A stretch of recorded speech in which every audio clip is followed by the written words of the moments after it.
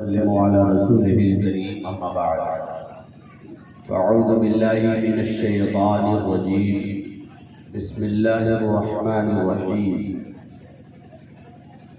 يا أيها الذين آمنوا اتقوا الله وكونوا مع الصادقين صدق الله العظيم وبلغنا رسوله النبي الأمين المدين الكريم ونحن على ذلك لمن الشاهدين والشاكرين والحمد لله رب العالمين. حضرات محترم، یہ محفل خیر جو فیضان تیغی کانفرنس کے نام سے موسوم ہے، اس کی سرپرستی پیر طریقت راہبر راہ شریعت صوفی شاہ محمد سراج صاحب تیغی حنیفی شمیمی فرما رہے ہیں، اور اس کی صدارت حضرت مولانا حافظ و قاری محمد رضوان صاحب ہیں، ان کے صاحبزادے ہیں، وہ فرما رہے ہیں. اور ایک حافظ قرآن، ایک مولانا اور ایک دین کے جانکار کے ذریعے جو محفل منعقد ہوتی ہے، اس محفل کی ترتیب بڑی اچھی ہوتی ہے، اس محفل کا نظم و نسق بڑا بہتر ہوتا ہے. یہی وجہ ہے کہ ہم لوگ مکمل بیداری میں پوری محفل میں شرکت کریں گے، اور اللہ تعالیٰ نے جو رات سونے کے لیے بنایا ہے اس حصے میں جا کر کے ہم سوئیں گے بھی،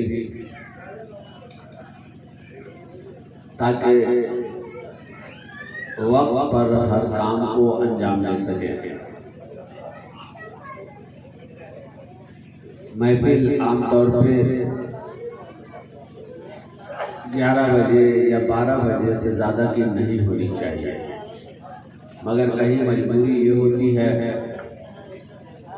کہ رات میں دور دراز سے آئے ہوئے لوگوں کو چھوڑا نہیں جا سکتا، اور ان کے رہنے کے لیے باضابطہ طور پہ انتظام نہیں ہوتا ہے. تو بانی جلسہ یہ سوچتے ہیں کہ رات بھر محفل چلتی رہے تاکہ لوگ سنتے رہیں، صبح کی سفیدی نمودار ہوگی تو اپنے اپنے گھروں کو چلے جائیں گے. اب ایسا نہیں ہوتا ہے کہ لوگ بیل گاڑی سے یا پھر کرایہ والے بس سے یا سائیکل سے کہیں جلسے میں شرکت کرتے ہوں، یا تو دور دراز کے لوگ آتے ہی نہیں ہیں، کیونکہ ہر علاقے میں سال میں 2-4 جلسے ہو جاتے ہیں، یا پھر اگر آ بھی جاتے ہیں اتفاق سے تو بآسانی رات کے کسی بھی حصے میں وہ چلے جاتے ہیں. اس لیے اب رات بھر کے جلسے کی اتنی ضرورت محسوس نہیں ہوتی ہے. اور رہی بات فائدے مند جلسے کی، تو جلسہ وہ دن بھر کا، رات بھر کا ہو اور 2-4 رات کا ہو. فائدے مند جلسے وہی ہوتے ہیں جس میں گفتگو بامقصد ہوتی ہے اور بروقت ہوتی ہے. اگر جلسے کے انعقاد کا مقصد ہی معلوم نہ ہو تو پھر اس جلسے سے کبھی بھی کوئی فائدہ نہیں ہوتا. جلسے کے انعقاد کا مقصد جب ہو اور وہ مقصد گفتگو کے ذریعے حاصل ہو جائے تو سمجھیے کہ جلسہ کامیاب ہے. ایسے ہی سننے والوں کے آنے کا بھی مقصد اگر کچھ ہو اور وہ مقصد ان کا حاصل ہو جائے تو سمجھیے ان کا آنا مفید ہے. اور اگر ان کے آنے کا کوئی مقصد ہی نہیں ہو تو پھر ان کے آنے سے ان کا کوئی خاص فائدہ نہیں ہوتا ہے. عام طور پہ آنے کا مقصد ہمارے یہاں یہ ہوتا ہے کہ دیکھیں گے کہ کون نعتخواں کتنے اچھے انداز میں پڑھتا ہے، کون مولانا کس اسٹائل میں تقریر کرتا ہے. اسی وجہ سے صبح اٹھ کر کے جب ان سے پوچھیے تو کہا فلانا جو نعتخواں تھا نا، وہ جب لہراتا تھا تو مزہ آ جاتا تھا، اور فلانا مقرر جو تھا اس کا دیکھے تھے تیور اور آواز میں وولٹنس لگتا تھا مائک پھاڑ دے گا. یہ ہوا جلسہ کا تبصرہ. یعنی رات بھر جاگ کر کے نتیجہ جو نکلا عوام میں وہ یہ نکلا کہ وہ لہرا دیتا تھا اور یہ جب چپکتا تھا تو لگتا تھا مائک پھاڑ دے گا. یہی جاننے کے لیے دور دراز کا سفر کیا جاتا تھا, یہی سیکھنے کے لیے آپ آتے ہیں اور یہی سکھانے کے لیے اتنا خرچ کیا جاتا ہے. تو آئیے تو یہ مت دیکھیے کہ لہرایا کون, یہ مت دیکھیے کہ اس کی آواز میں لچک کتنی تھی, اس کی آواز میں وولٹنس کتنی تھی, بلکہ یہ دیکھیے کہ نعت جو پڑھا تھا اس کے اشعار کتنے اچھے تھے. تقریر کرنے والے جب تقریر کرے تو دیکھیے کہ انہوں نے قرآن اور حدیث کی روشنی میں ہمیں بتایا کیا ہے, ہمیں سکھایا کیا ہے, ہمیں کرنا کیا ہے. جب اس نیت کے ساتھ محفلوں میں شرکت کریں گے, نعت سنیں گے تو عشق رسول پیدا ہوگا دل میں, اور اگر عشق رسول پہلے سے ہوگا تو اس عشق رسول میں اضافہ ہوگا. اگر علماء کی تقریر سنیں گے تو معلومات میں اضافہ ہوگا, معلومات بڑھے گی, جانکاری ملے گی. اور اگر پہلے سے جان جائے تھے پھر وہی گفتگو ہوئی تو مزید پختگی آئی. لیکن یہ نیت نہیں ہو تو پھر 50 سال جلسے میں شرکت کیجیے, کل ہو کر کے ہم پوچھیں گے فرائض نماز کیا ہے تو ہاں لا ادری, شرائط نماز کیا ہے تو نمی دامن. تو ایسے جلسے کو علامہ ارشد قادری نے بانچ کہا ہے. اس لیے جلسہ بھی بامقصد ہو اور آنا بھی آپ کا بامقصد ہو. اللہ کرے کہ ہمارا آنا قبول ہو اور اس کے ذریعے ہم کو بھی فائدہ ہو اور آپ کو بھی فائدہ ہو. یہ تبلیغی باتیں میں نے آپ کے گوشت گزار پہلے کر دی ہیں تاکہ آپ میرے انداز پر نہ جائیے کہ ایسے میں کوئی بڑا مولانا نہیں ہوں. اگر کوئی بڑا مولانا ہوتا تو کسی بڑے جلسے میں ہوتا. ہم لوگ چھوٹی سی محفل میں جو تعداد کے اعتبار سے چھوٹی ہوتی ہے اس میں شرکت کرتے ہیں کیونکہ ہمارا اپنا ہی معاملہ اتنا ہی چھوٹا ہے. ہم خود ہی ایک چھوٹے مولوی ہیں, گھڑیا مولوی ہیں, اس لیے گھڑیا مولوی اتنے بڑے مجمع میں بلا لیا گیا, اس پر ہم اللہ کا شکر ادا کریں تو وہ حق ادا نہیں ہو سکتا. تو بھائی میرا انداز مت دیکھیے گا, میرے اسٹائل کو مت دیکھیے گا, غور کیجیے گا. اگر اللہ اور اس کے رسول کی باتیں آپ تک پہنچے, لگے کہ یہ مولوی قرآن اور حدیث کی روشنی میں بول رہا ہے, کچھ اچھی بات بول رہا ہے, تو اس پر عمل کرنے کی کوشش چاہیے انشاءاللہ. ہاں بس اسی نیت کے ساتھ سنا کیجیے. جب یہ مزاج بنا لیجیے گا تب یہ فرق نہیں پڑے گا کہ اس کا اسٹائل اچھا نہیں ہے. چلو اسٹائل اچھا نہیں تھا کوئی بات نہیں, بات اچھی بول گیا ہے, سن لیں ہے کہ نہیں, تو آپ کا فائدہ ہو جائے گا. ورنہ خام دماغ میں لگائے رہیں گے کہ فلانے جگہ سے آئے ہیں, دیکھتے ہیں کہ کس اسٹائل میں کرتے ہیں, معلوم ہے اسٹائلیں تلاشتے رہو گے, بات نکل گئی. اس لیے اسٹائل میں تلاشیے گا, باتیں سنیے گا, غور سے سنیے گا. جس انداز کی گفتگو میں کرنے کی کوشش کرتا ہوں اس انداز کی گفتگو سننے کے لیے اور اس کو پورے طور پر سمجھنے کے لیے 4-10 محفلوں میں ہمارے ساتھ آپ کو شرکت کرنی پڑتی ہے اور کرنی پڑے گی. تو پھر انشاءاللہ وہ لذت آپ محسوس کریں گے کہ جلسے میں شرکت سے فائدہ ہوتا ہے. درود پاک پڑھیے. اللہم صلی علی سیدنا حبیبنا مولانا محمد النبی الکریم وعلی آلہ و بیتہ و اصحابہ اجمعین. میں نے قرآن مقدس کی آیت تلاوت کی. اللہ تعالیٰ ارشاد فرماتا ہے یا ایھا الذین آمنوا اتقوا اللہ, اے ایمان والو اللہ سے ڈرو. یہ اردو میں ترجمہ ہوا اے ایمان والو تقوی اختیار کرو. اتقوا اللہ, تقوی اختیار کرو. تقوی کیا ہے؟ تقوی کہتے ہیں کس کو؟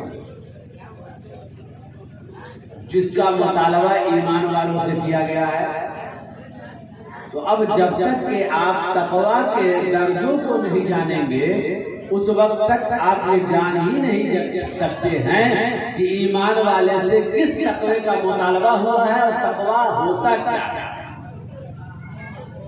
تو سب سے پہلے آپ کو تقوی کے درجوں کو جاننا ہوگا کہ ایمان والے سے اللہ نے کہا اے ایمان والو تقوی اختیار کرو.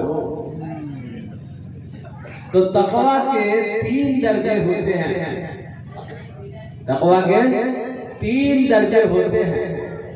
سب سے پہلا درجہ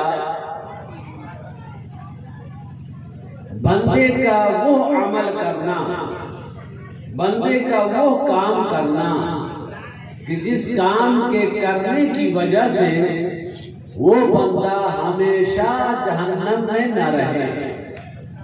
تقوی کا ہے یہ پہلا درجہ، یا تقوی کا ہے پہلا معنی. 3 معانی 3 درجے. اس اعتبار سے پہلا درجہ تقوی کا ہے بندے کا وہ کام کرنا کہ جس کے کرنے کی وجہ سے وہ ہمیشہ جہنم میں نہ رہے. یہ ہو سکتا ہے کہ گناہوں کی وجہ سے کچھ دنوں کے لیے جہنم میں رہنا پڑے لیکن ہمیشہ جہنم میں نہ رہے.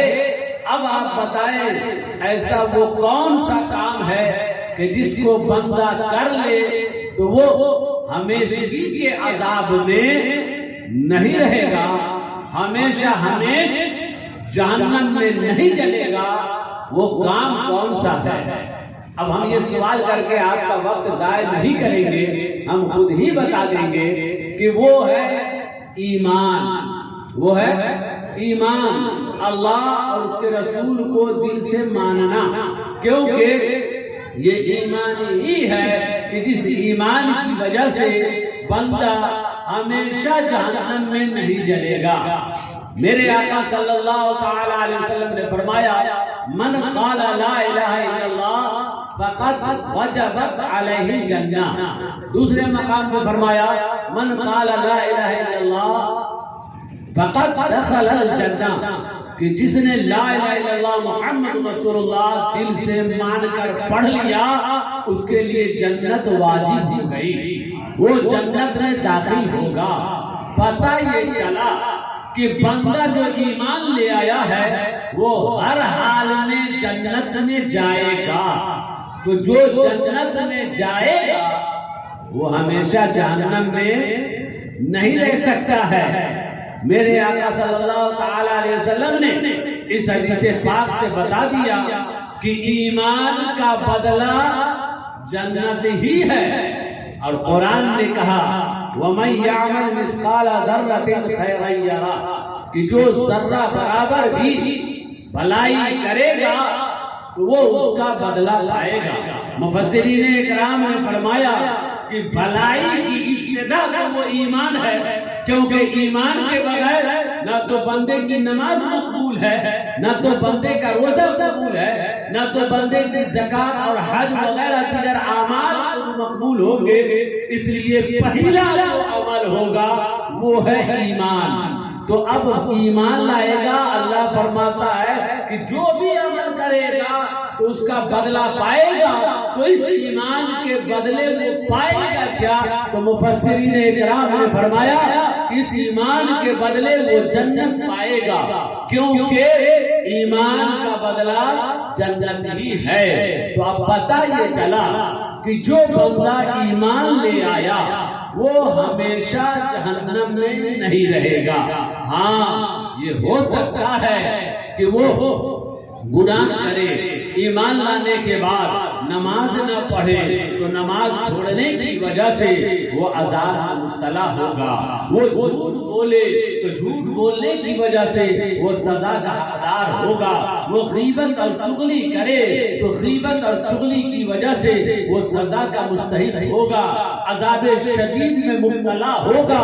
مگر ان گناہوں کی سزا کاٹنے کے بعد کیونکہ غلطی یہ کی تھی تو ان غلطیوں کی وجہ سے یہ سزا ملی.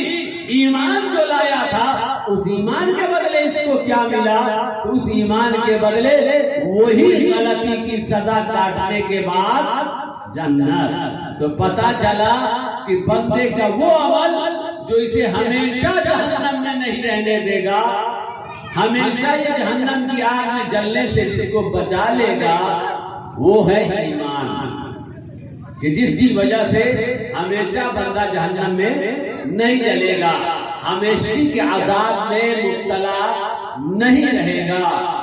اب ایمان والا یہ تقوی کا درجہ حاصل کر چکا، ایمان والا تقوی کا یہ پہلا درجہ حاصل کر چکا۔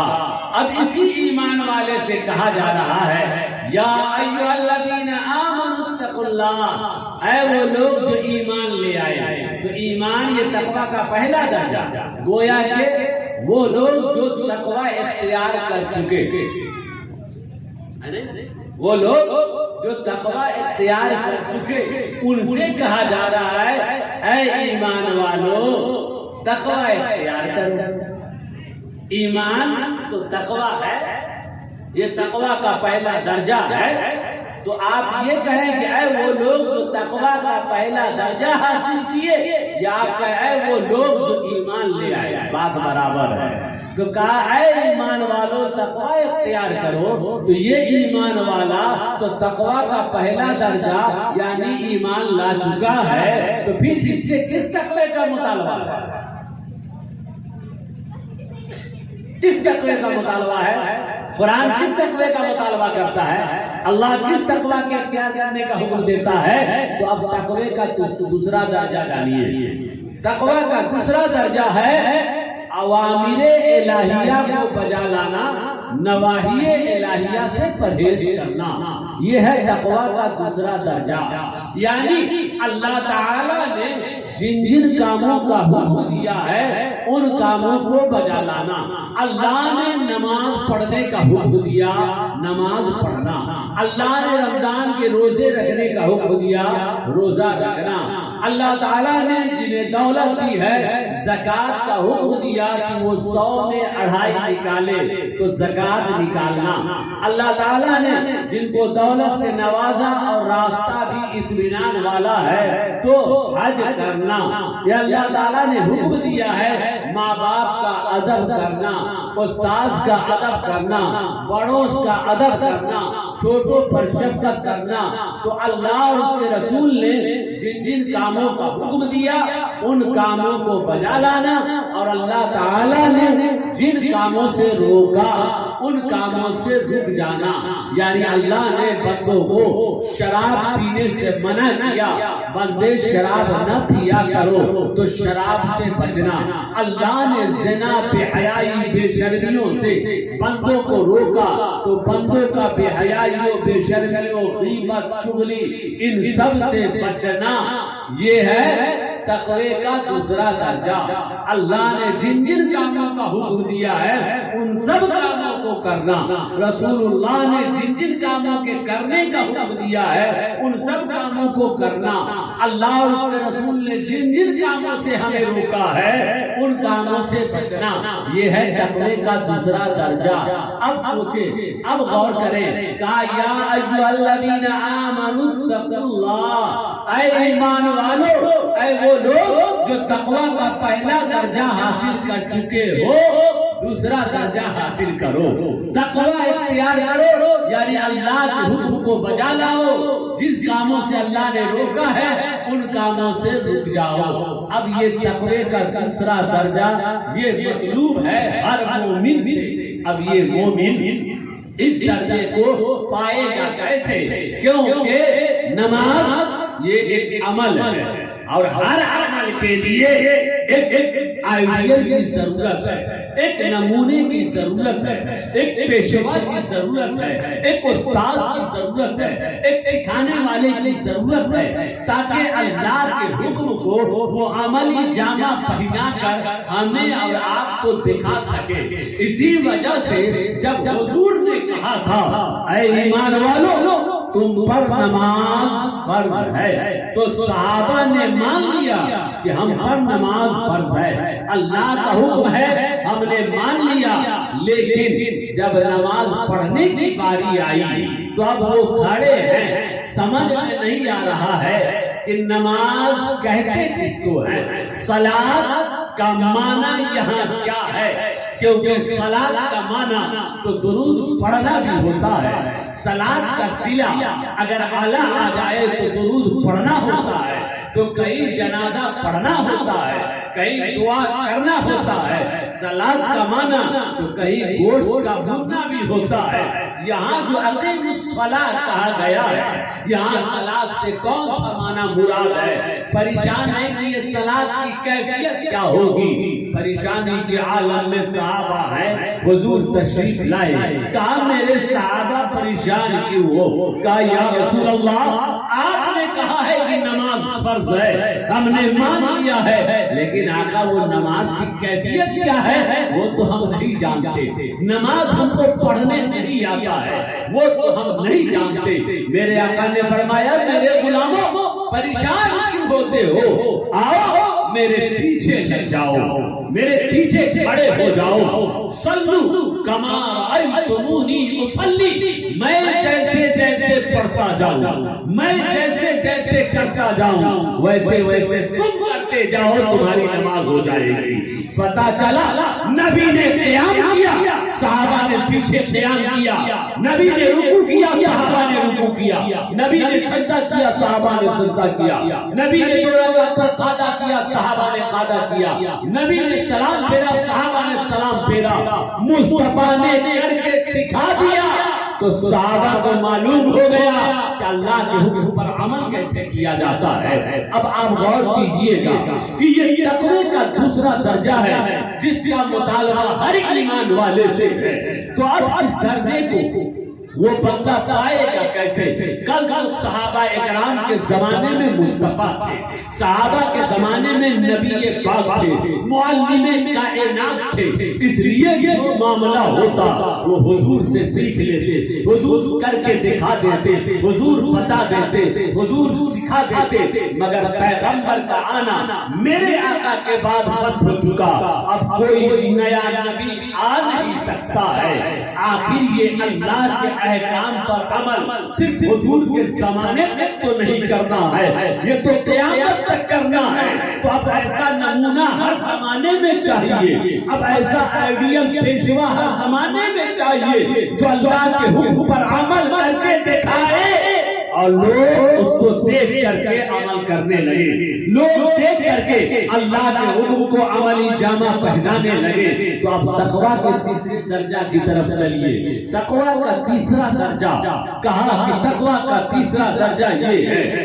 کہ انسان اللہ کی یاد میں اور اللہ کے ذکر و فکر میں اس طرح سے مست ہو، اللہ کے ذکر و فکر میں اس طرح سے مشغول ہو، اس کا قلب اللہ کے ذکر میں اس طرح سے لگا ہوا ہو کہ ایک لمحہ کے لیے بھی اگر اس کا قلب ذکر الہی سے غافل ہو جائے تو وہ بندہ اپنے آپ کو مومن نہیں کہتا، وہ بندہ اپنے آپ کو ایمان والا نہیں کہتا، یعنی ایمان کامل والا نہیں کہتا۔ ہمارے ایمان کا کمال یہ کہ ظاہری اعمال پر عمل کریں، ہمارے ایمان کی کمی یہ کہ ہم نماز چھوڑ دیں، ہمارے ایمان کی کمی یہ کہ ہم روزہ چھوڑ دیں، ہمارے ایمان کی کمی یہ کہ ہم زکوٰۃ نہ دیں، ہمارے ایمان کی کمی یہ کہ ہم جھوٹ بولیں، تو ہمارا ایمان کمزور، ہمارا ایمان ناقص۔ لیکن وہ تیسرے درجے کے طالب ہوتے ہیں،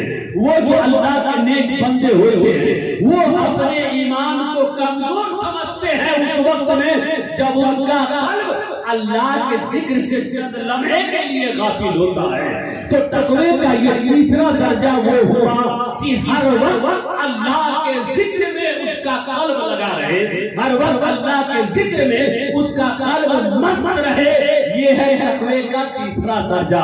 اب یہ تقوی کے تیسرے درجے پر جو بندہ فائز ہوتا ہے وہ قدم اٹھاتا ہے تو قدم اٹھانے سے پہلے دیکھ لیتا ہے اس قدم کے اٹھانے سے میرا مولا راضی ہے کہ نہیں۔ اگر معلوم ہو جائے کہ اس قدم ناراض ہوتا ہے تو پھر وہ قدم نہیں اٹھاتا۔ وہ جو تیسرے درجے کا بندہ ہوتا ہے وہ زبان بولنے سے پہلے دیکھ لیتا ہے کہ زبان بولنے پر، کچھ بولنے پر، اس بولنے پر ہمارا رب راضی ہے کہ نہیں، اگر اسے معلوم ہو جائے کہ اس سے ہمارا رب ناراض ہوتا ہے تو پھر وہ زبان نہیں بولتا ہے۔ یہ تیسرے درجے کا جو آدمی ہوتا ہے، تیسرے درجے کا جو متقی اور پرہیزگار ہوتا ہے، اس کی شان یہ ہوتی ہے کہ وہ چلتا دنیا میں ضرور ہے، اس کے قدم دنیا میں اٹھتے ضرور ہیں، اس کی آنکھیں کھلی ہوئی دنیا میں ضرور ہوتی ہیں، اس کے ہاتھ سے دنیا کے کاموں کا صدور ضرور ہوتا ہے،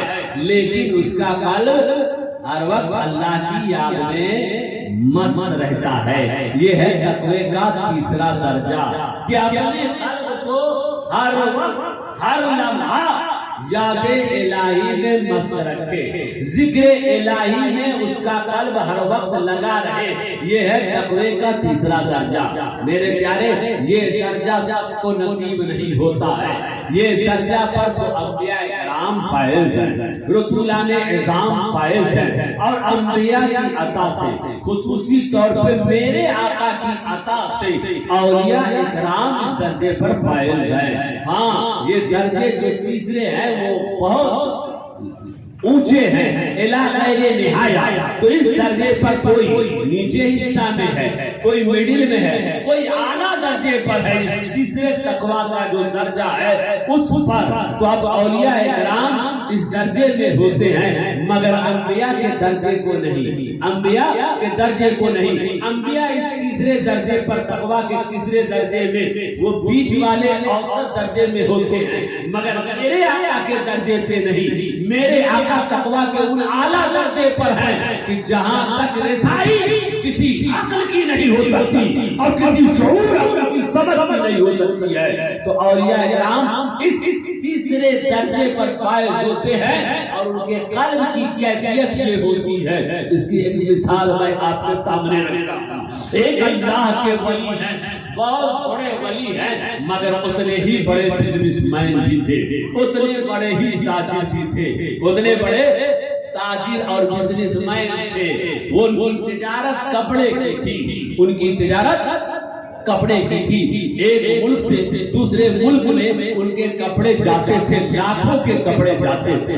وہ قافلہ کے ساتھ وہ کپڑے چلتے تھے، اور جب مثال کے طور پہ لے لیجئے کہ عراق سے چلا اور ملک شام کو پہنچا، عراق سے چلا اور ایران کو پہنچا۔ یہ طریقہ ہے آج کے ایکسپورٹ امپورٹ کا، یعنی ہمارے یہاں بھی چمڑے کا کام ہوتا ہے، فرش بنتا ہے، بیگ بنتا ہے، اور یہ بن کے چمڑے کا امریکہ جاتا ہے، لندن جاتا ہے، برازیل جاتا ہے، روس جاتا ہے، اٹلی جاتا ہے، ہالینڈ جاتا ہے۔ یہ ایکسپورٹ امپورٹ کا کام ہوتا ہے۔ تو جو جتنے بڑے بزنس مین ہوتے ہیں، کوئی اپنی دکان میں رکھتا ہے، ریٹیل بیچتا ہے، کوئی حاجی پور میں کھول کے مہوا والوں کو بیچتا ہے، کوئی پٹنہ میں کھول کر کے وہ پورے بہار کو دیتا ہے۔ یہ اپنے اپنے اوپر ہے، جس کا جتنا کاروبار ہو، پونجی ہو۔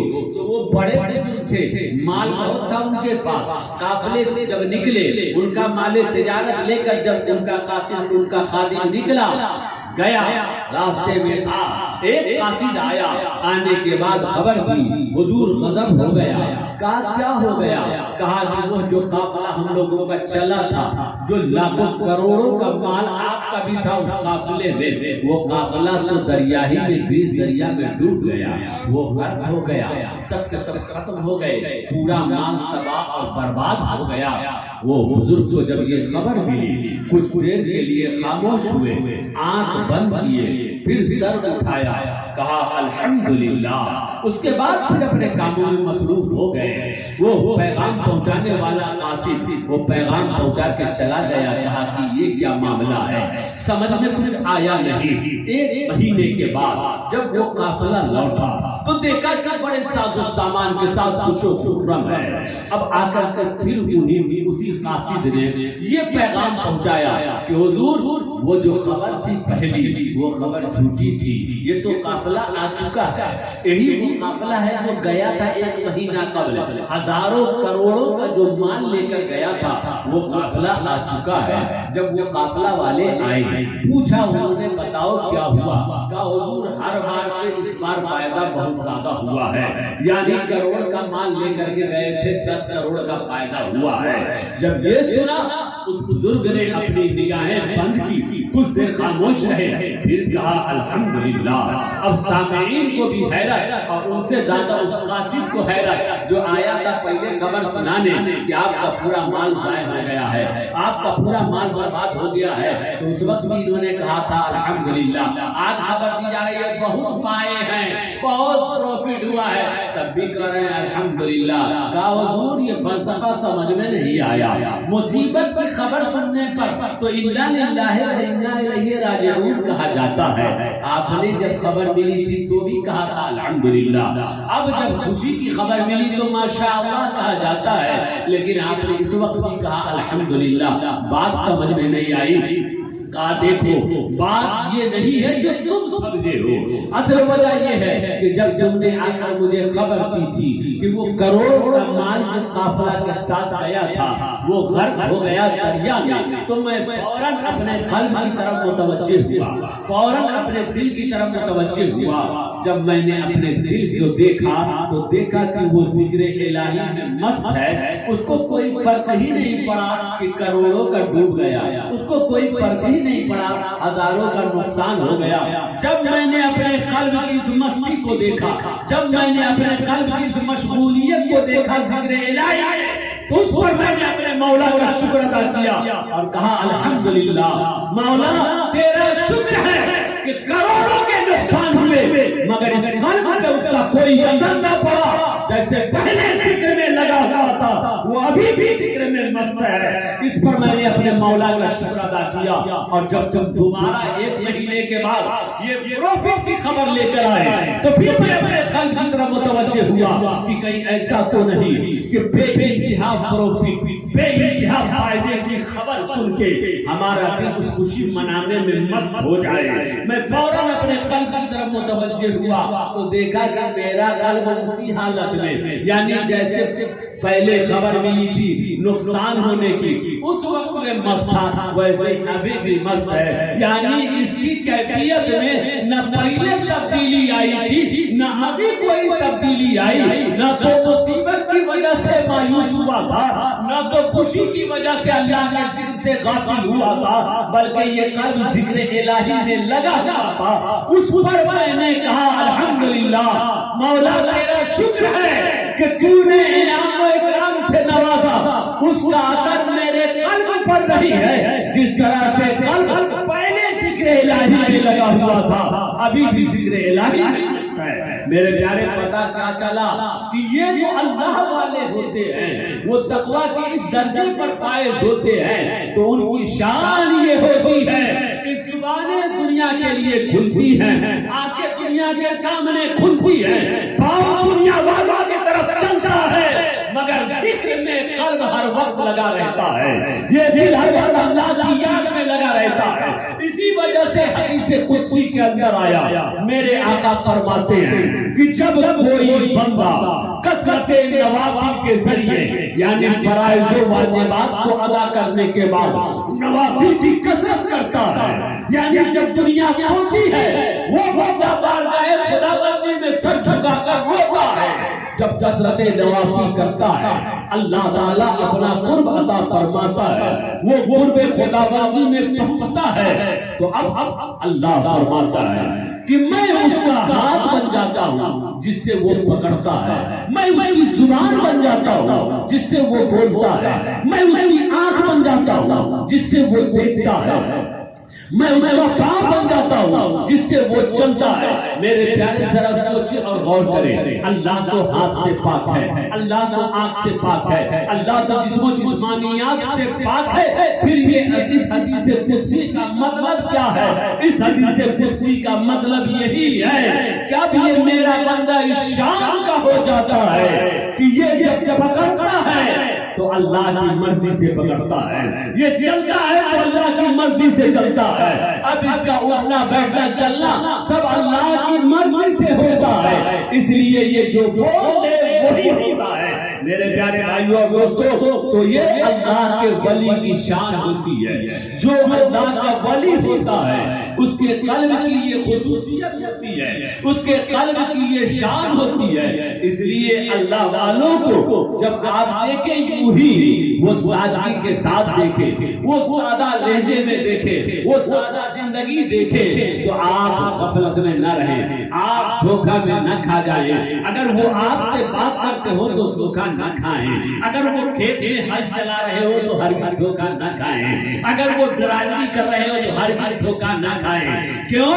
اس لیے کہ یہ ظاہری طور پہ یہ ہاتھ دنیا کے کاموں میں لگا ہوا ہے اور یہ قلب اللہ کے ذکر میں لگا ہوا ہے۔ یہ ہے تقوی کا تیسرا درجہ کہ جو دل ہر وقت اللہ کے ذکر میں لگا رہے۔ اب اگر اتنی بات آپ نے سمجھ لی ہے تو سمجھیے کہ ان کا دنیا میں کام کرنا، ان کا دنیا میں رہنا، اس کی شان، اس کی حیثیت ایسی ہی ہوتی ہے جیسے کشتی کا تعلق دریا کے پانی سے، جیسے کشتی کا تعلق پانی کے دریا کے سطح سے، کہ آپ دیکھتے ہوں گے کہ دریا میں کشتی ہوتی ہے، اگر کشتی دریا میں نہ رہے تو کشتی کی حیثیت ختم ہو جائے، کشتی کی اہمیت ختم ہو جائے، کشتی کا وجود ختم ہو جائے۔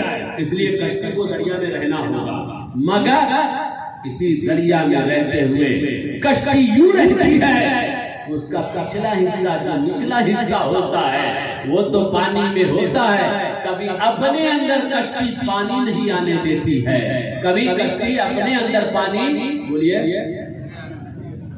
نہیں آنے دیتی ہے۔ ٹھیک اللہ والوں کی شان یہی ہوتی ہے کہ چونکہ رہنا اس دنیا میں ہے، اس دنیا میں رہیں گے نہیں، اللہ کی رضا پائیں گے کیسے؟ اس دنیا میں رہیں گے نہیں، مقام پائیں گے کیسے؟ مرتبہ پائیں گے کیسے؟ جنگل میں جا کر مقام تلاشیں گے۔ لا رہبانیت فی الاسلام، اسلام میں رہبانیت نہیں ایسا ہے کہ جنگل میں جا کر کے بابا بن کے وقت گزارو اللہ کا قرب پاؤ گے۔ اللہ کا قرب پانے کے لیے اللہ کے بندوں کے درمیان رہ کر کے اللہ کا قرب پانا ہوگا۔ میرے پیارے مصطفیٰ سے زیادہ اور کوئی مقرب کیا ہو سکتا ہے؟ اگر جنگلوں میں قرب ملتا تو مصطفیٰ مدینہ کی گلیوں میں نہ گھومتے، مصطفیٰ مکہ کی گلیوں میں نہ گھومتے، مصطفیٰ طائف کے بازاروں میں نہ گئے ہوتے۔ قرب یہ جنگلوں میں نہیں ملتا ہے، قرب اسی آبادی میں رہ کے ملتا ہے۔ اس لیے اللہ والے بھی رہیں گے اسی آبادی میں، اللہ والے بھی رہیں گے اسی دنیا میں، مگر اس دنیا میں ان کے رہنے کی حیثیت، ان کی شان اسی کشتی کی طرح ہے کہ اس دنیا کو اپنے قدموں میں رکھتے ہیں۔ رہتے دنیا میں ضرور ہے، رہتے گھر میں ضرور ہے، یہ گھر میں رہتے ہیں، گھر کو اپنے دل میں نہیں آنے دیتے۔ یاد رکھیے گا، یہ رہتے دنیا میں ضرور ہے مگر دنیا کو اپنے دل میں نہیں آنے دیتے۔ یہی تو وجہ ہے کہ حضرت غوث پاک رضی اللہ تعالی عنہ ایک زمانے میں حضرت غوث پاک ہفتوں پتھر کھا کر کے وقت گزارتے تھے، اور پھر ایک وقت آیا کہ مرغا کھا رہے ہیں، ایک وقت آیا مرغ مسلم اور اچھی اچھی غذائیں کھا رہے ہیں، اچھی اچھی چیزیں کھا رہے ہیں۔ ایک وقت آیا کہ اتنا قیمتی لباس سے پاک پہنتے تھے کہ بادشاہ نے وقت بھی شرما جائے، بلکہ بولنے والے نے یہ کہہ دیا تھا، ارے عبد القادر جس کو لوگ فقیر کہتے ہیں، عبد القادر جن کو اللہ کا ولی کہتے ہیں، اور عبد القادر جو صوفی ہے، عبد القادر جو فقیر ہے، عبد القادر جو اللہ والے ہیں، یہ تو کپڑا پہننے میں بادشاہوں کو بھی پیچھے چھوڑ دیتے ہیں۔ میرے آقا غوث پاک عبد القادر جیلانی رضی اللہ تعالی عنہ نے حالت وجد اور کیفیت میں آ کر کے یہ اعلان فرمایا تھا بغداد کے منبر سے، اے لوگوں سنو، عبد القادر اس وقت وہ لقمہ نہیں اٹھاتا جب تک کہ میرا مولا حکم نہیں دے دیتا کہ عبد القادر آج کے کھانے میں تمہیں یہ کھانا ہے۔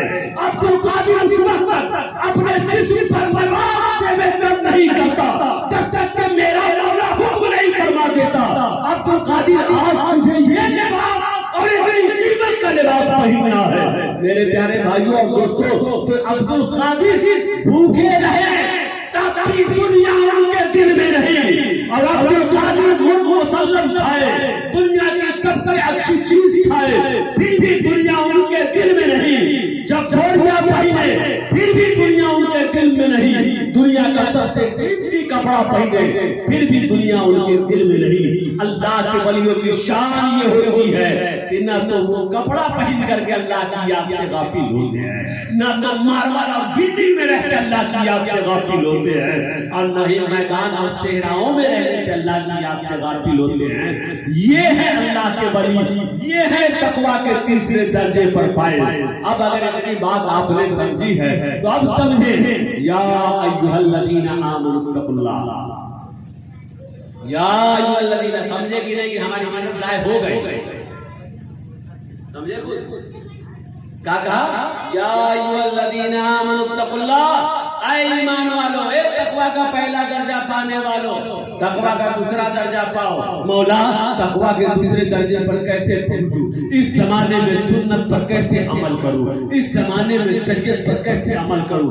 بڑا پرفتن دور ہے، بڑا پرفتن دور ہے، اس زمانے میں سچ بولو تو کاروبار نہیں چلتا ہے، اسی لیے کاروبار میں جھوٹ بولنا ہی پڑتا ہے، بغیر جھوٹ بولے مشکل ہے کاروبار کرنا، اس زمانے میں دھوکہ دینا ہی پڑتا ہے، بغیر دھوکے ہوئے ترقی نہیں کر سکتا ہے، اس لیے فون پر بولو کہ میں پاکستان سے آؤں گا، فون پر بولو کہ میں بمبے سے فلائٹ پکڑ کے آپ کے یہاں پروگرام میں آؤں گا، اس لیے فلائٹ کا جو چارج ہوتا ہے وہ 15,000 کا الگ دے دیجیے گا، اور نذرانہ جو دینا ہے وہ الگ دیجیے گا۔ یہ الگ بات ہے کہ ہم مظفر پور ہی سے بس پکڑ کے چلے آئیں گے، کہا کہ نہیں کریں گے تو ملے گا نہیں۔ ادھر ان کی بھی حالت وہی ہے کہ جھوٹ بولو نہیں تو پبلک کے جیب سے پیسہ نہ نکال سکو، پبلک کی حالت یہ ہے کہ جھوٹ بولو نہیں تو کاروبار نہ چلے۔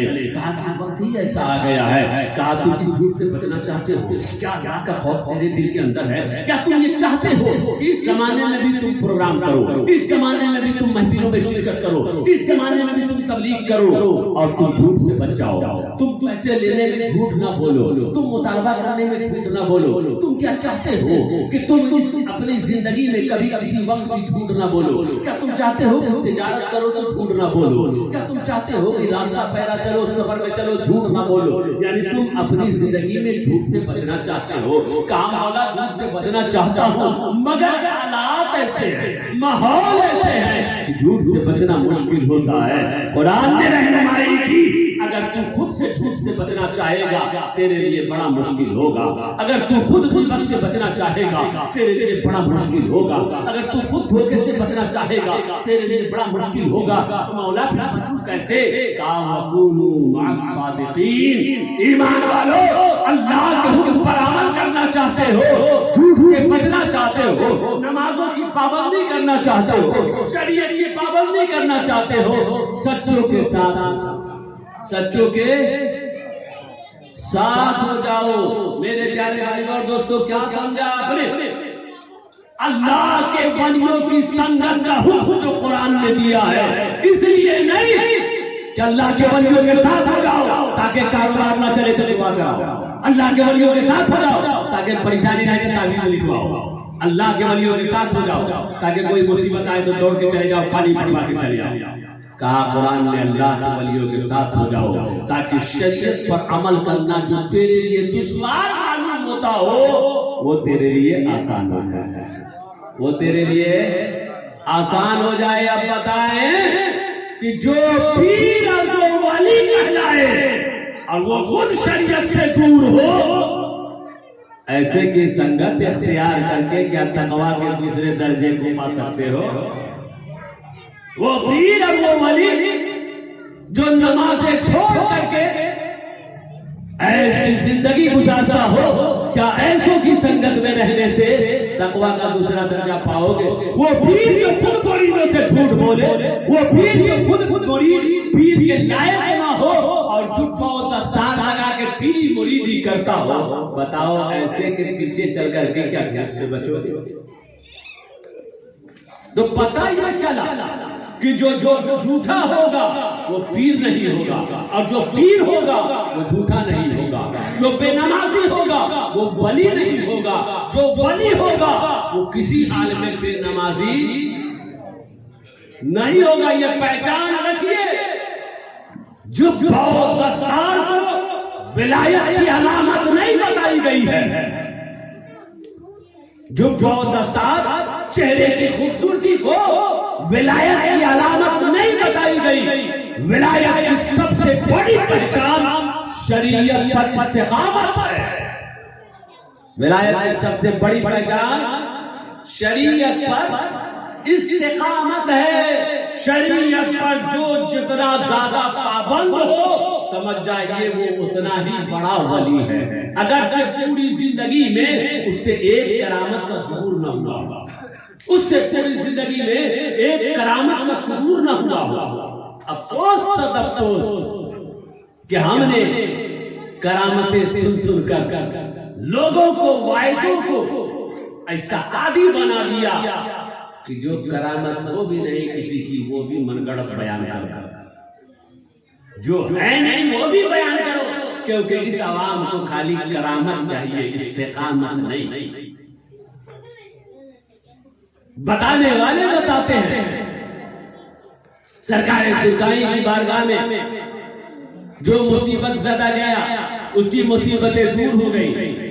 چاند اور پتہ کی سرزمین یہاں ویشالی کے اندر, وہاں ایک صاحب ہیں, وہ منظور صاحب وغیرہ ابھی بھی موجود ہیں. ان کے دادا جن کو لڑکا پھڑکا نہیں ہوتا تھا, وہ ہوتا مر جاتا تھا, بہت مشکل سے سرکار چاند پور یوسف علی شاہ رحمۃ اللہ علیہ کو منت و سماجت کر کے سرکار سرکاری کو بلوایا.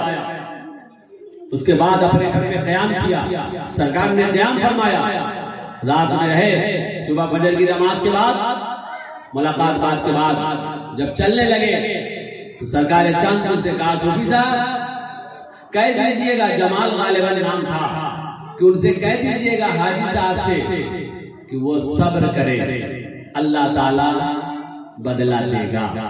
صبر کرے مطلب یہ کہ جو بیٹا ایک تو پیدا ہوا تھا, سوچا کہ ابھی تو مرتے آ رہا ہے, اس کو بھی حضرت آ گئے ہیں تو کم از کم یہ بچ جائے. تو کہا, اس کے بعد صوفی صاحب نے ان سے کہا کہ حاجی صاحب صبر کیجئے گا, اللہ تعالیٰ دے گا. حیرت کی بات یہ ہے کہ بیٹا تو ہے, اس سے پہلے 3-4 مر چکے, لیکن ایک ہے. پھر حضور کو رہے دے گا صبر کیجئے, کیا مطلب؟ بات سمجھ میں نہیں آئی. سرکار چلے گئے اور ادھر گئے, چاند کا بچہ مر گیا. چاند کا بچہ انتقال کر گیا. تو سرکار چاند پور نے کہا کہ حاجی صاحب غمگین نہ ہو, سرکار پہلے کہہ کے گئے ہیں کہ صبر کیجئے گا, اس مصیبت پر اللہ دے گا. اور آج جائیے چاند پور پتہ میں یہ سب زبانی نہیں, مشاہدہ ابھی موجود ہے. سمجھ رہے ہیں؟ چاند پور پتہ یہاں سے زیادہ دور نہیں ہے. چلے جائیے منظور صاحب کے جا کے مل لیجئے. وکیل صاحب کے یہاں ظہور الحق نام کا سرکار سرکاری عام طور پہ وہاں رہتے تھے. آج کی ڈیٹ میں ان کی نسلیں اتنی بڑی ہیں کہ ان حاجی صاحب کو تقریباً 4 یا 5 بچے ہوئے بعد میں, اور 4-5 بچے زندہ ہیں, 4-5 بیٹے زندہ ہیں. تو سرکار سرکاری نے پہلے کہا صبر کیجئے گا, اللہ دے گا. اللہ نے دیا. اللہ کے ولیوں کی شان یہ ہوتی ہے, وَلَئِن سَأَلَنِي لَأُعْطِيَنَّهُ, مولا فرماتا ہے کہ میرا محبوب جب مانگتا ہے تو میں ضرور دیتا ہوں. میرا محبوب مانگتا ہے تو میں ضرور دیتا ہوں. سرکار سرکاری نے ان کے لیے دعا کر دی, اللہ نے قبول فرما لیا. وہ اولاد میری کرامتیں یہ ہیں. اور صرف یہی تو نہیں ہے, سرکار سرکاری کی کرامتیں تو بے شمار ہے نہیں, مگر صاحب سرکار سرکاری کی خالی کرامت, سرکار سرکاری کی کرامت یہ بات کی. چکچل میں رہ کے سرکار سرکاری جو نوکری کرتے تھے, اور نوکری کرتے ہوئے جو اپنے پیر و مرشد کی خدمت کرتے تھے, اب پیر و مرشد کی خدمت کرتے ہوئے فرائض و واجبات کے ساتھ جو ذکر و اذکار کرتے تھے, جس کی وجہ سے سرکار سرکاری کی آنکھوں کی لالی کا عالم یہ تھا کہ معلوم ہوتا تھا کہ مہینوں پلک جھپکا نہیں ہے. وہ پر بیان کرے سرکار سرکاری کی کرامت تو یہ ہے, اور صرف یہی نہیں, ہزاروں ہیں. میرے گاؤں حسن پور بھدواس, وہاں عبد الخالق صاحب ہیں, عبد الخالق, عبد المجید, عبد القادر. ان کے گھر پہ سرکاریں سرکاری کرتے تھے. میرے والد گرامی کے بارے میں آپ لوگوں کو شاید معلوم ہوگا تھوڑا بہت, نہیں معلوم؟ اچھا, میرے والد کا نام محمد احمد بکر, سراج ملک سے پوچھ لیجیے گا سراج صاحب سے. سرکار سرکاری کے مرید ہے میرے والد, سرکار چاند کے خلیفہ ہے میرے والد, الحمدللہ. اس لیے ہم لوگ من گھڑت نہیں بولتے ہیں, اپنے گھر کا بولتے ہیں, سمجھ رہے ہیں نا؟ ہم لوگ من گھڑت نہیں بولتے, اپنے گھر کا بولتے. جو دیکھا جو سنا اپنے باپ سے, جو باپ نے دیکھا وہ بولتے ہیں. تو سرکار چاندپور سرکار سرکاری آئے ہوئے تھے ہمارے یہاں. عبد الخالق چچا کے یہاں تھے, وہ ٹوٹا گھر, پرانا گھر, ایسے پردہ لگا ہوا تھا حضرت کے روم میں, گیٹ میں. تو چونکہ اس زمانے میں صرف ایک دو آدمی مرید تھے اس گاؤں میں, ہمارے والد صاحب اور عبد الخالق چچا یا عبد الخالق چچا کے والد صاحب. تو سرکار کو بلائے بڑی محنت سے, بہت مشکل سے. بڑی بات ہے, اب کرامت اگر میں سرکار کی بیان کرنے لگوں تو بہت بیان کر دوں, وقت یہیں نکل جائے, وہ مجھ کو زیادہ بتانا نہیں ہے اور میں زیادہ بتاتا بھی نہیں. تو آئے تو وہاں تھے عالم صاحب ایک, جو پورے گاؤں میں شرعی اعتبار سے معتمد تھے, اعتماد ان پر لوگ کرتے تھے.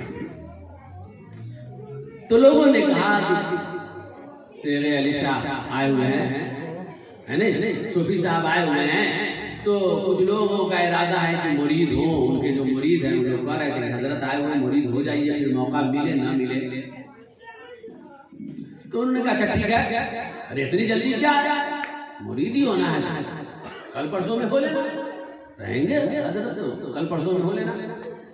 اس کے بعد رات میں یہ صاحب چلے, رات کی تاریکی میں پردہ سرکار کے گیٹ پہ لگا ہوا تھا, وہ گیٹ اٹھا نہیں, خالی پردہ کے لیے عورتیں جو دوسری طرف ہیں ادھر نظر نہ جائے اور پردہ ہو سکے. تو یہ صاحب عالم صاحب ایسے پردہ ہٹا کر کے دیکھا تو سرکار سرکاری دیوار کی طرف رخ کر کے کروٹ ہے نا دائیں جانب سوئے ہوئے. تو یہ دیکھا تو ادھر ہی سے سرکار سرکاری نے کہا کہ عالم صاحب آئیے آئیے, آپ تو دیکھنے آئے ہیں نا کہ دیکھیں کہ ولی ہے کہ نہیں, سمجھ گئے؟ آئیے آئیے تشریف لائیے, بس اٹھ کر کے بیٹھ گیا. اب یہ عالم صاحب سے کب کپی تاری ہو گئی, پسینے پسینے ہو گئے. خیر بیٹھایا سرکار سرکاری نے, کچھ دیر گفتگو ہوئی, بات ہوئی. اس کے بعد وہ گئے اور جا کر کے گاؤں میں اعلان کر دیا کہ یہ اللہ کے ولی ہے, جس میں کوئی شک نہیں ہے. اس لیے جن لوگوں کی بھی خواہش ہے جا کر کے سرکار سرکاری سے مرید ہو لیں, محمد تیرے علی سے مرید ہو لیں. اللہ کا فضل ہے کہ پہلے کے جو لوگ ہمارے گاؤں میں تھے وہ اکثر سرکار سرکاری کے مرید تھے, اور وہ مرید تھے اس کی وجہ یہ کرامت تھی, ہے نہیں. تو میرے پیارے کرامتیں تو ایسے ایسے ہیں, لیکن یہ بیان صرف ہم کریں تو استقامت کو بیان کرے گا. یہ کرامت جو ہم بیان کریں گے تو آپ کہیے حضرت آپ تو سرکار سرکاری آئیں گے نہیں, اور آپ ہی اس سلسلہ سے جڑے ہوئے ہیں, ایک دن آپ نے اسی کرامت دکھا دی تو ہم پیر مان لینا. تو اب ہمارا کیا بولیے, تو کرامت بیان کرنے سے صرف وہ محبت میں اضافہ ہوتا ہے, عمل کا شوق نہیں ہوتا. عمل کا شوق استقامت بیان کرنے سے ہوتا ہے. اور سرکار سرکاری کی استقامت کی شان کیا تھی کہ سرکار سرکاری دامودر پور مدرسہ ہے, آپ نے قائم فرمایا. سب سے پہلے خانقاہ قائم فرمائی, مریدین کی تعداد بڑھی. اب فکر لاحق ہوئی کہ مریدین تو ہمارے سال میں مہینہ دو مہینہ کے لیے آ کر 10 دن آ کر کے لیے یا پھر ان کے ہم جا کر کے ان کو چلا کرا دیتے ہیں, حلقہ ذکر کرا دیتے ہیں, جس کے ذریعے ان کو کچھ تعلیم مل جاتی ہے. لیکن ان کے بچوں کا کیا ہوگا؟ اور یہ تو صرف ذکر تک ہے, ذکر و اذکار تک ہے, ان کے قلب کی صفائی تک ہے. شریعت کی معلومات اور شریعت کی جانکاری کیسے ہو؟ یہ اب ایسے رہے نہیں کہ اب ان کو مدرسہ میں بھیجا جائے, کوئی 50 سال کا مرید, کوئی 60 سال کا مرید, کوئی 70 سال کا مرید. تو آپ نے یہ سوچ بنائی کہ ان کی نسل کو بناؤ.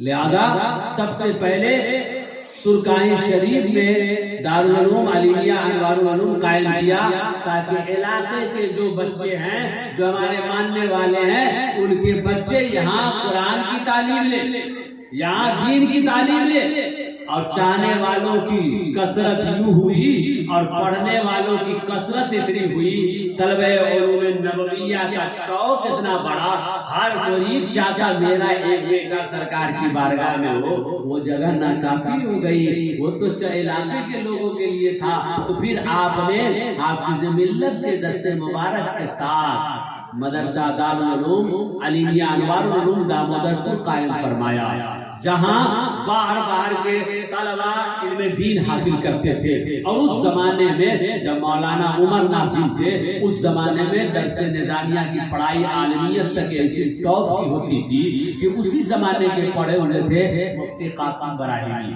اسی زمانے کے پڑھے ہوئے تھے مولانا سراج صاحب، اور دیگر بے شمار علماء کرام تھے۔ تو اس زمانے میں بچے بھی ویسے ہی رہتے تھے۔ ایک صاحب، ایک لڑکا، ایک طالب علم جو فضیلتی یعنی دستار والا تھا، وہ بچہ کھانا کھا رہا تھا سر کھول کر کے، ہے نہیں، کھانا کھا رہا تھا سر کھول کر کے، تو ان کے استاد نے کہا بابو سر ڈھانک لو، سر ڈھانک لو، سر کھول کے کھانا کھلاتے ادب ہے، سر ڈھانک کر کے کھانا چاہیے، سر ڈھانک کر کے کھانا سنت ہے۔ تو پڑھا لکھا تھا، کچھ زیادہ پڑھ لیا تھا، تو اس نے کہا حضرت سنت ہی نہ ہے، کوئی واجب فرض تھوڑے، کیا کہا؟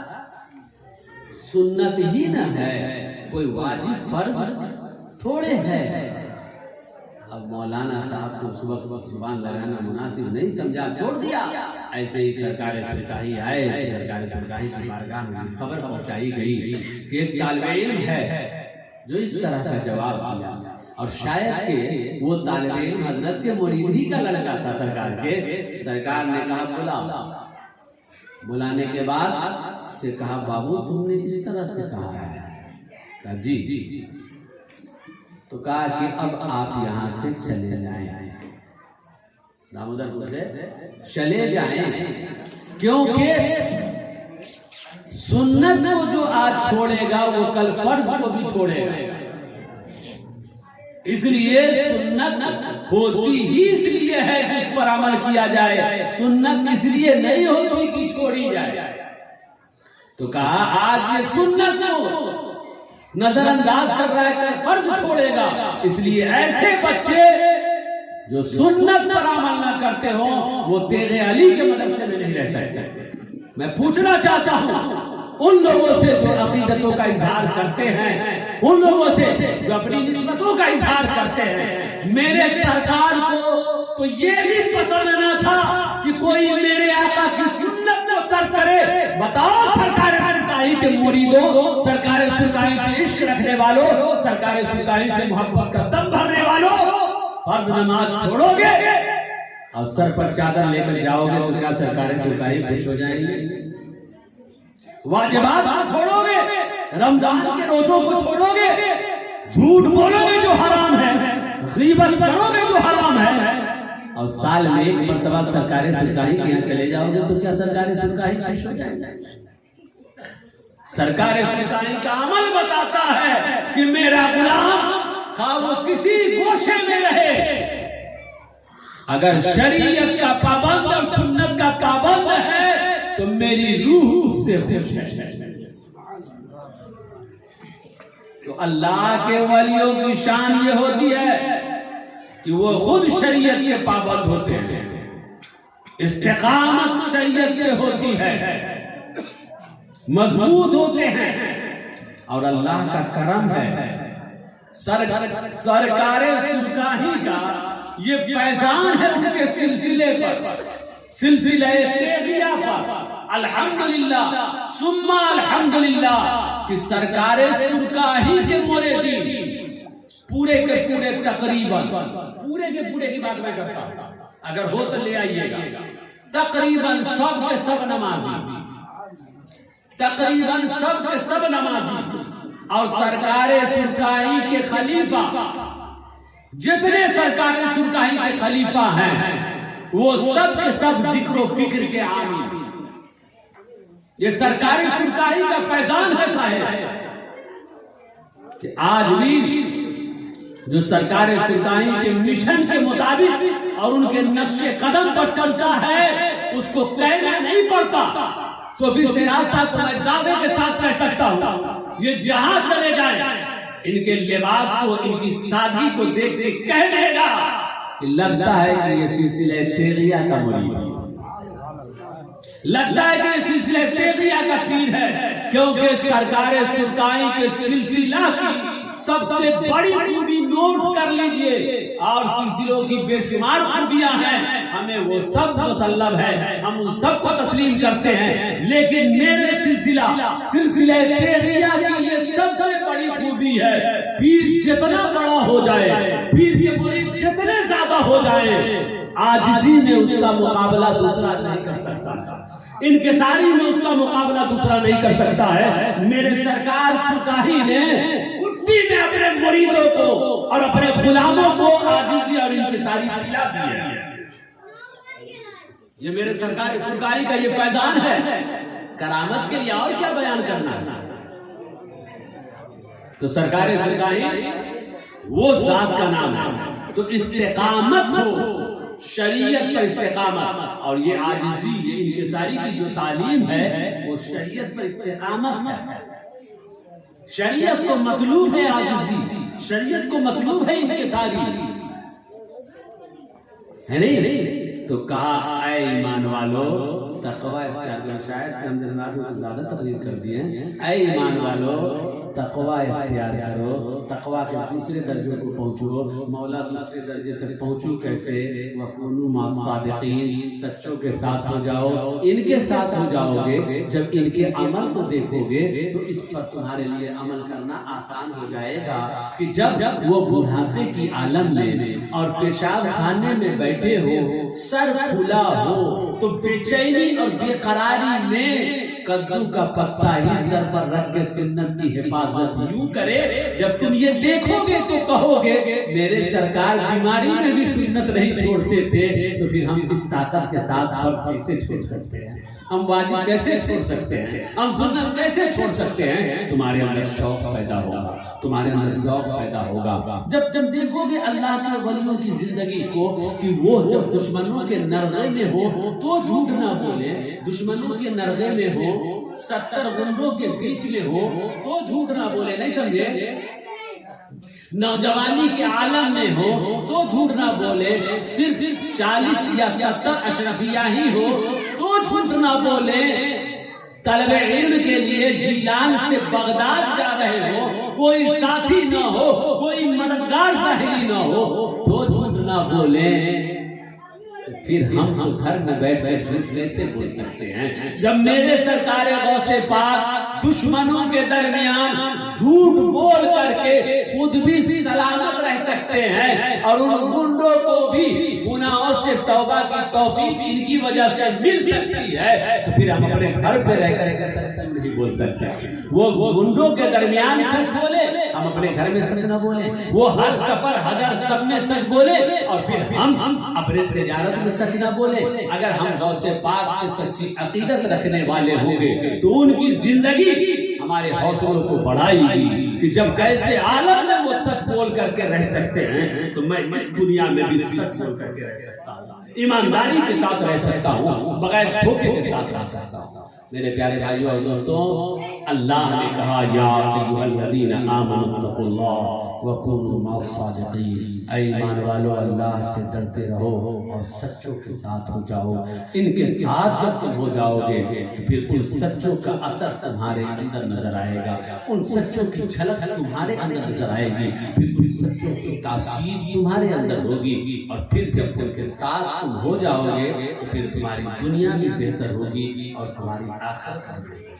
اللہ تعالیٰ ہم سب کو اللہ کے ولیوں سے سچی عقیدت, اللہ کے ولیوں سے سچی محبت کی توفیق عطا فرمائے اور اللہ کے ولیوں کے نقش قدم پر چلنے کی توفیق عطا فرمائے. مکر دھوکہ فریب, مکاروں فریبکاریوں دھوکہ بازوں سے بچائے. اللہ تعالیٰ ہمارے ان چند کلمات کو قبول فرمائے اور اس محفل نور کو, اس محفل خیر کو